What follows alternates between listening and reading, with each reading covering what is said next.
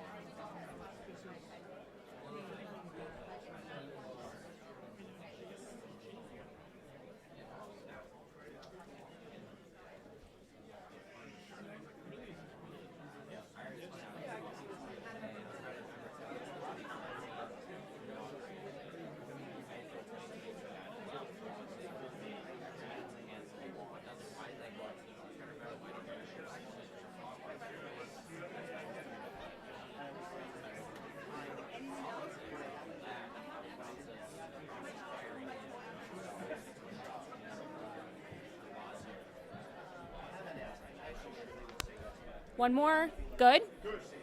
Good for everyone? Okay.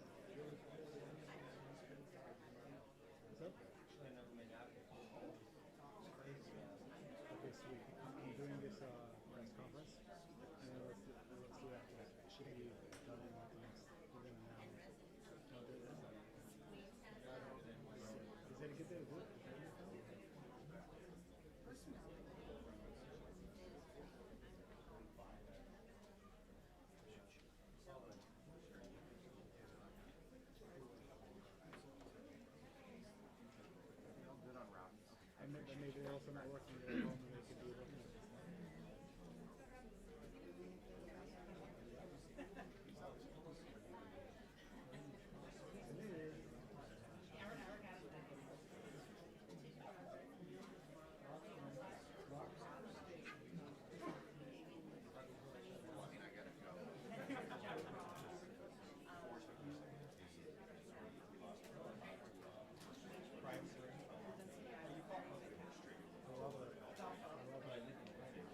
I'm happy with that. It's, if we can tap into that, even better.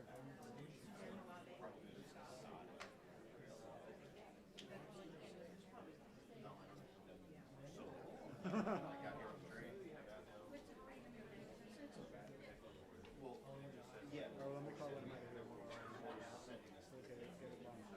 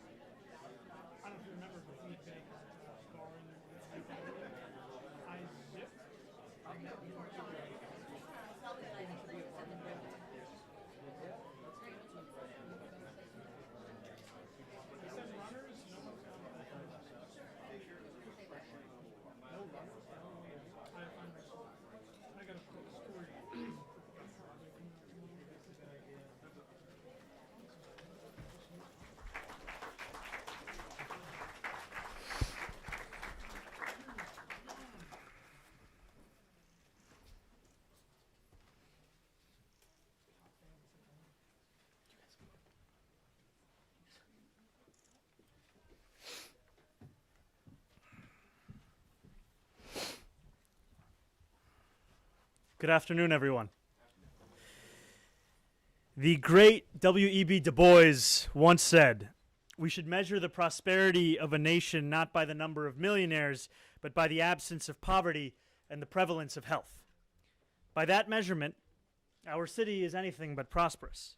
Too many of our fellow New Yorkers live lives of poverty and suffering, and too many others live lives where health is nothing more than a rumor of something they cannot afford. When I take office in 2 days, I seek to change not only the measure of the well-being of those who live in our city, but those also tasked with the work of measuring. We are here today at Elmhurst Hospital, which serves over 1 million patients annually, and so often feels the pain of poverty and ill health more acutely than anywhere else in our city.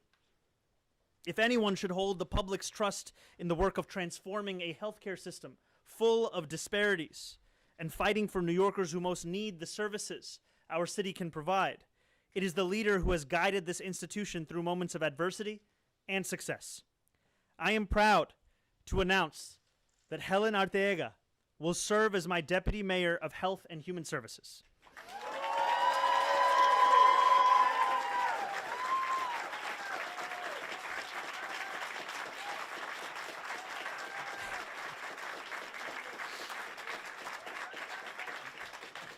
Helen has served as CEO of New York City Health and Hospitals Elmhurst since February of 2021, the same hospital that saved her and so many other New Yorkers' lives during COVID. Her tenure has been transformative, with the hospital delivering consistent improvements in care to its patients and making historic strides to support its frontline healthcare workers. It's the kind of leadership that Elmhurst residents came to expect from a daughter of the community, someone who grew up like them, cared about people like them, and understood that New Yorkers with less are often treated with less. That leadership, driven by empathy and guided by an unshakable belief that every New Yorker deserves a life of dignity, is no less than what the people of this city will expect from their new deputy mayor. As Deputy Mayor for Health and Human Services, Helen will have incredible power to make our city healthier and more prosperous. This is work which will demand all of government coming together, which is why I'm thrilled to also announce my corporation counsel today, Steve Banks, a name that many of you will be familiar with. Steve's legacy of service is second to none. As the former attorney-in-chief of legal aid, Steve helped some of the most vulnerable New Yorkers get back on their feet. And as the commissioner of the Department of Social Services for 7 years under Mayor de Blasio, Steve overhauled our shelter system, helped over 175,000 New Yorkers find permanent housing, and fought for low-income tenants. There is a reason that after leaving office, he was described as the most effective social services director in New York City history. His reputation as a champion of those otherwise forgotten is recognized across the city. I am grateful to him for returning to public service. As New York's Corporations Counsel, he will be our city's lawyer, managing hundreds of attorneys and representing our city in court. It is an incredibly important role with wide-reaching and far-reaching implications, and there's no one I would rather turn to than Steve.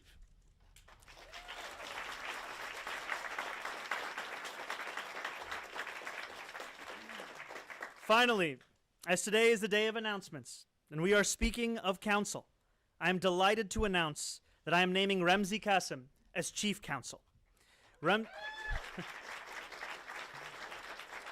Ramzi will be joining the administration from CUNY, where he serves as a professor of law.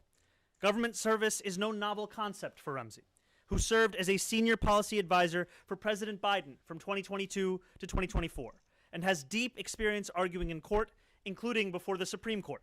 I will turn to Ramzi for his remarkable experience and his commitment to defending those too often abandoned by our legal system. City Hall will be stronger with him in it, and our work of building a more prosperous city for all will have a powerful advocate. My sincere hope is that New Yorkers who have long felt on the margins of this city, the homeless veteran straining to survive, the patient searching for the care that they need, an immigrant trying to get by, will feel that they now have leaders in their corner who understand their struggles and care to fight for them. That is the city I want to build, the prosperity I intend to deliver, and the leadership that has too long been lacking. Thank you, and please join me in first introducing Ramzi Qasim, my new Chief Counsel.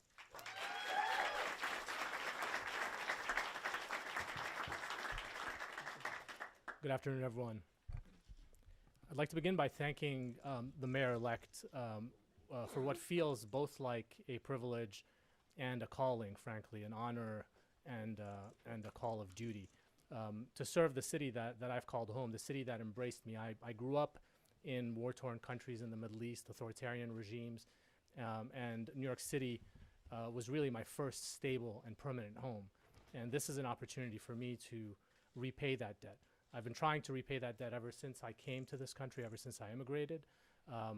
Service has been the lodestar of my career, of my professional life, whether it's service, as the mayor-elect mentioned, at the White House or at CUNY, one of the oldest and largest public institutions in our country, and specifically at a law school whose motto is law in the service of human needs, to give back to working class New Yorkers and serve their social mobility.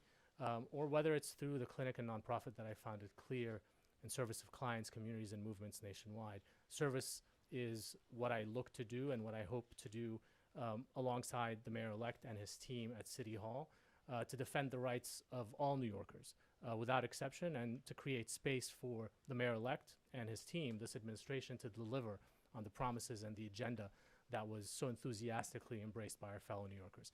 So again, I thank the mayor-elect for this honor, and I look forward to speaking with all of you.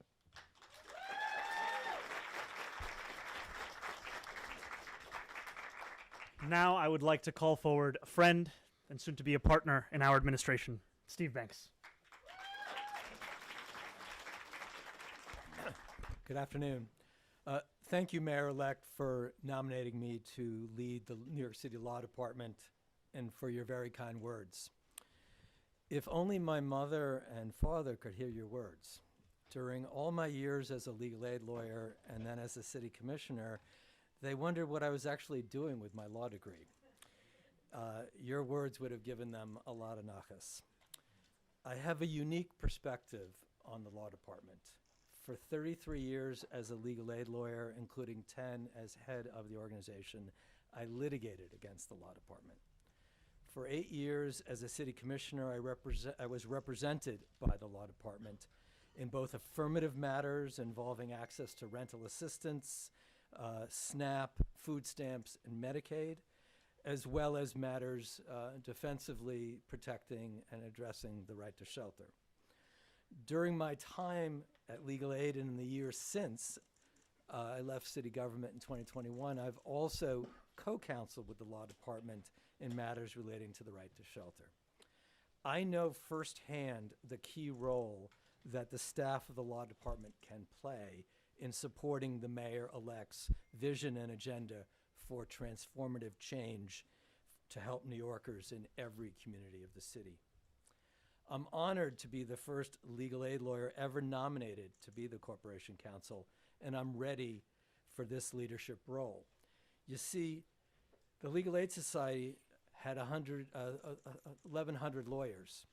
That's even more than the numbers of lawyers at the law department. So I'm ready to manage a large law firm like I did at the Legal Aid Society. And in addition to the well-known major cases that I've litigated and handled for low-income and working New Yorkers, over the course of my 44 years as a lawyer, I've represented large numbers of individual clients whose lives have been harmed by city actions. This has provided me with a unique vantage point on the human impact of city policies and practices. The law department can play an essential role in addressing the human impact of such city conduct.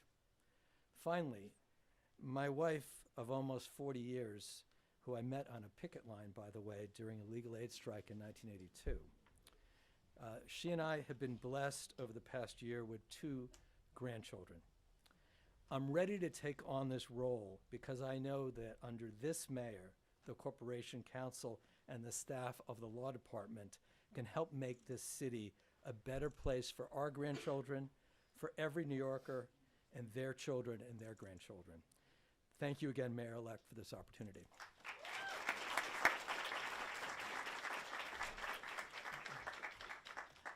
And now, our new Deputy Mayor for Health and Human Services, Helen Santiago.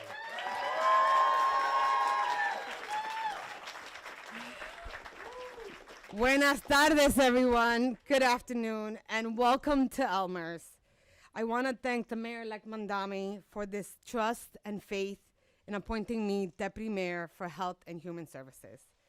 At this important moment in our city, it's not lost to me that the agency under this portfolio are the safety net for so many New Yorkers who are looking to survive or sometimes get a second chance. Whether they're visiting our hospitals, entering our shelters, or going to our after-school programs, or just aging out of foster care. It is that workforce and those providers in this portfolio that work so hard to get these New Yorkers through the hardest times in their lives. To that workforce and those providers, I say I'm ready to work alongside you to provide innovative solutions so you can take advantage of every opportunity, every interaction to address the affordability crisis that brings so many to our doors. To every New Yorker that trusts us enough to show up, and to those that are suffering in silence wherever you are, because they do not know if government will protect them or treat them with dignity, I promise you today that I will work so hard to ensure that you are seen and that we are thinking big and courageous about solutions that will allow you to thrive in the city that we love. You see, I see you because your struggles are mine. I am who I am because of them. I want to thank Mayor-elect and the team for indulging this appointment here at Elmer's Hospital, because you see, here is where my advocacy was born. It is here where my dad died without having lack of insurance. It was here that I survived COVID. And it's here that I want to say, Madre, tu sacrificio valió la pena.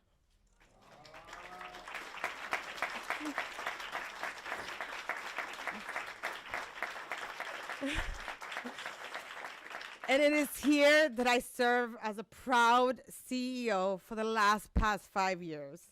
Like the mayor-elect, I'm just another immigrant kid from Queens.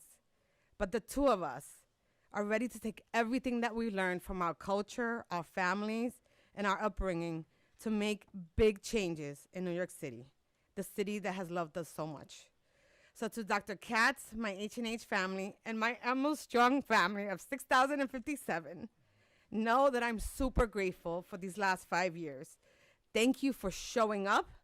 Thank you for learning together, for growing together, for crying together, and for overall coming together for our city. When I walk through the doors of City Hall in like 2 days, I'll be walking in with all of you inside my soul and my spirit. But now I'm ready to work on something really cool. I'm ready to work on the mayor's-elect vision and dream for New York City. Mil gracias.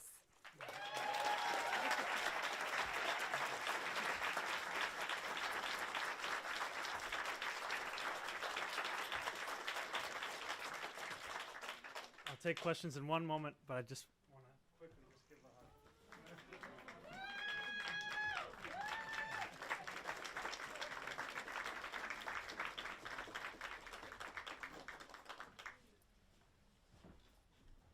We'll start with on-topic questions, please, for everybody. Yeah, go ahead, This is for the mayor-elect and the DM. The Department of Community Safety, we haven't heard that much about how this is going to operate thus yet. Is this going to be under the DM, or is this under something just The Department of Community Safety would fall under the first deputy mayor's portfolio. However, it will require a whole of government approach and commitment, and I look forward to working with our new deputy mayor in ensuring that. Hi, Mayor-elect. The comptroller released an audit this morning declaring that the Health Insurance Stabilization Fund, which helps pay for supplemental benefits for city workers, is insolvent, recommending that it be dissolved. He found that it has outstanding liabilities of $3.1 billion. That is obviously not nothing. Would like to hear your response. And also, what do you say to city workers who are perhaps concerned about their health coverage in light of this news? Well, to city workers, I will say each and every day, that this will be an administration that takes your concerns seriously and looks to do more than that. It looks to actually deliver on them. And the report, as well as any other analysis, is something that we are going to take seriously as we assume office in a few days.